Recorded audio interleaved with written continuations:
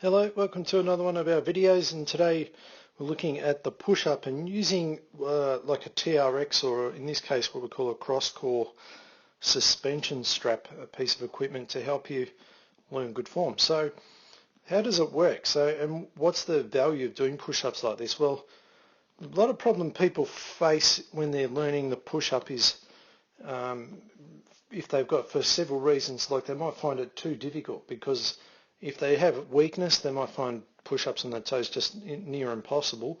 If they're coming back from shoulder injury or something like that, also very painful. So, and a very important exercise, very valuable to the health of the shoulder, but obviously many people struggle. This is where the use of this piece of equipment, which Mel's showing us here, is quite valuable, because you can really simplify the push-up, so without having to usually the only option you have is to do them on the knees.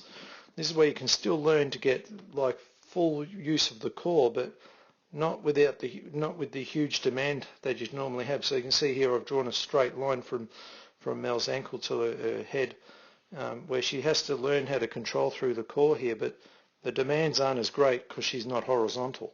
Alright, horizontal increases the workload significantly.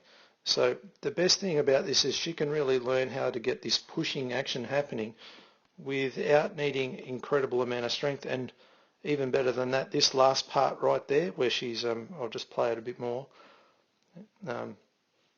This last part where she's in the full press out position, so here's where it loaded, but this point here is where you can really help someone learn how to get the scapula to really move at the back and wrap around the rib cage. And you can hold them, and they can really hold this position for a long time, as opposed to the holding a push-up. It's quite tiring. They can't do it, and you will see the winging of the scapula. This person can really learn from this, and you can help them by placing your hand on the back and guiding them through this movement, and they can really feel it. And for the first time ever, they feel what they're meant to do.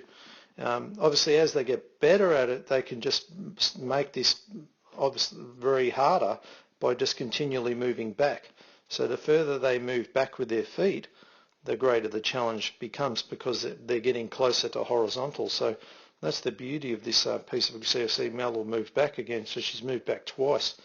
Then you'll see on this next one how she gets very close to being a legitimate push-up. And this is where the person who finds this easy can really make this extremely difficult, because as opposed to the floor that's very stable, these are unstable.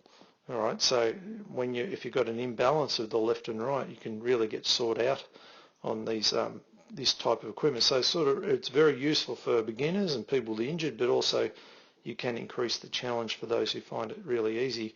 And a great way, again, like I said, to really learn the full protraction, that part there where they're getting the whole scapula to wrap the rib cage.